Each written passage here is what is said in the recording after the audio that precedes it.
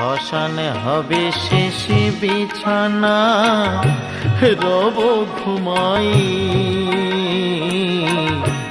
খাঁচা পরে রবি পাখি যাবে পালিয়ে।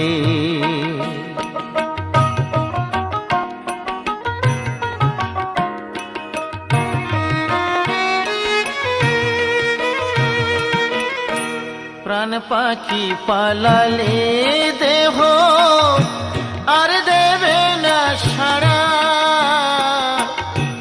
রাতে মরলে সকাল হলে বলবে বাঁশি মরা।